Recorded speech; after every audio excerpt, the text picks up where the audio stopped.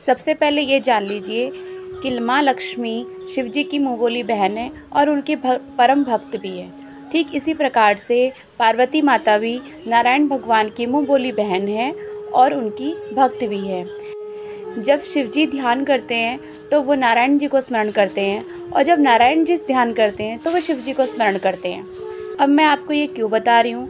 दरअसल शिव पुराण के अनुसार विनायक जी के जन्म की कथा तो हम सबको ही मालूम है, लेकिन आज हम दूसरे पुराणों की बात करेंगे जिनमें विनायक जी के जन्म को लेकर बहुत सारी कथाएं प्रचलित हैं। ब्रह्मवैवर्त पुराण के अनुसार माता पार्वती कई सालों तक नारायण भगवान का व्रत रखती है, क्योंकि वो उनकी भक्त होती है। नारायण भगवान जी जब उनकी तपस्या से, उनकी पूजा से खुश हो जाते हैं, तब नारायण जी पार्वती जी को वरदान देते हैं कि मैं तुम्हारे गर्भ से जन्म लूँगा। कहने का मतलब ये है कि इस पुराण के अनुसार नारायण जी गणपति जी के अवतार हैं और माँ पार्वती और शिव जी के पुत्र हैं।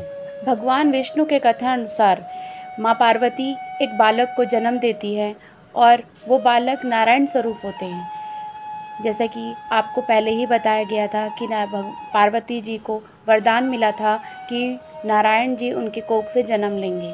नारायण भगवान ने विनायक जी के रूप में पार्वती के गर्भ से पैदा हुए थे और उनका स्वरूप इतना मोहने वाला था कि सभी देवी देवता, सभी लोग उनको देखने के लिए आए थे। सभी लोग बारी बारी से उनके सुंदर मुख को देखने आए थे, और इन्हीं सब के साथ साथ वहाँ सूर्य पुत्र शनि जी भी वहाँ पे आए थे। जब शनि जी की बारी आई और शनि देव जी ने बालक स्वरूप गणपति जी को देखा तो उनकी वक्र दृष्टि उस बालक पर पड़ी, अर्थात गणपति महाराज पर उनकी वक्र दृष्टि पड़ी, और कुछ समय पश्चात ही गणपति महाराज का सर धड़ से अलग हो गया था। ये सब देखकर वहाँ नारायण जी अपने वाहन गरुड़ पर बैठकर भद्रा नदी के पास जाते हैं और वहाँ से एक हाथी का सर लेके आते हैं और विनायक जी के सर की जगह उसे लगा देते हैं। इसके अलावा एक कहानी और प्रचलित है कि एक बार सूर्य भगवान अपनी महानता साबित करने के लिए कुछ करना चाहते थे। इसी कारण से वो तय करते हैं कि वो माली और सुमाली दोनों को मारेंगे। अब माली सुमाली कौन थे? माली सुमाली एक राक्षस थे, लेकिन वो भगवान शिव के परम भक्त भी थे। अब यहाँ पर सूर्यदेव काम बहुत अच्छा कर रहे थे, क्योंकि माली सुमाली एक दानव थे और जो कि सभी को परेशान कर रहे थे, उन्होंने आतंक मचा के रखा हुआ था। लेकिन यहाँ पे सूर्य भगवान की मनसा गलत थी, क्योंकि वो ये सोच रहे थे कि उन्होंने शिव जी के भक्तों को हराया है, और वो वहाँ फटक से जाते हैं और माली सुमाली को वहाँ से हरा देते हैं। परंतु होता ये है कि जब सूर्यदेव माली सुमाली को मार रहे होते हैं तो ये भगवान शिव को याद कर लेते हैं, और भगवान शिव को अपने भक्त के पास आना पड़ता है।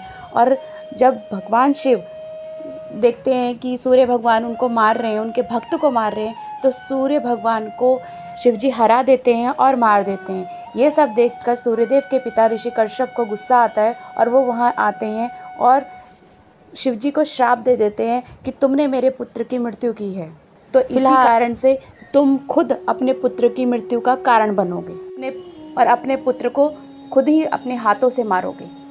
ये सब सुनकर भगवान शिव कहते हैं कि आपने ये क्या किया? ये तो मैं जानता हूँ कि सूर्य के बिना कुछ भी संभव नहीं है। मैं तो इन्हें जीवित करने वाला था। मैं तो सिर्फ इसलिए यहाँ आया था क्योंकि मुझे परम भक्तों ने मुझे बुलाया था, मुझे आना पड़ा। इसके बाद तो मैं सूर्य भगवान को जीवित करने वाला था, क्योंकि मैं भी जानता हूँ कि ये बहुत ज़रूरी है। सूर्य के बिना तो सृष्टि का चलना असंभव है, इसलिए मैं इनको खुद ही जीवित करने वाला था। ये सब सुनकर ऋषि को बहुत अफसोस होता है और वह शिव जी से क्षमा मांगते हैं और कहते हैं कि जिस प्रकार से तुम मेरे पुत्र को पुनर्जीवित करोगे तो तुम्हारा पुत्र भी पुनर्जीवित हो जाएगा। इस कथा के अनुसार एक बार माता पार्वती गंगा स्नान करने गई होती है, तो उनका मैल उस गंगा में चला जाता है और आगे जाते जाते उस गंगा का पानी एक मालिनी पी लेती है। अब मालिनी कौन है? मालिनी एक ऐसी देवी है जिसका सर हाथी के जैसा होता है। जब वो पानी उस मालिनी ग्रहण कर लेती है तो कुछ समय पश्चात ही वो गर्भवती हो जाती है और वो 5 सरों वाले बालक को जन्म देती है। 5 सरों वाले बालक अर्थात गणपति जी को जन्म देती है। ये बात जब भगवान शिव जी को पता चलता है कि वो हमारा पुत्र है, तो वो वहाँ जाते हैं और कहते हैं ये माता पार्वती का पुत्र है। माता पार्वती जी कहती हैं कि ये मेरे मैल से उत्पन्न हुआ है, इसीलिए ये मेरा पुत्र है। माँ गंगा भी वहाँ आती है और कहती है ये मैल मुझ में समा गया था, इसीलिए ये मेरा पुत्र है। इतने में माता मालिनी कहती है ये मेरे गर्भ से पैदा हुआ है, मैंने इसे जन्म दिया है, इसीलिए इसकी माता मैं हूँ।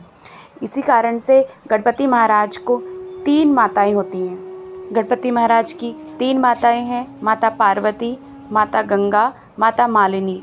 ये तीनों ही माताएं गणपति जी की होती हैं। हमारे द्वारा दी गई आपको जानकारी कैसी लगी, आपको ये कथाएँ कैसी लगी, प्लीज़ कमेंट करके ज़रूर बताइए। आपके द्वारा किया गया लाइक, शेयर, कमेंट और सब्सक्राइब हमारा मोटिवेशन बढ़ाता है। वीडियो को अंत तक देखने के लिए बहुत बहुत धन्यवाद।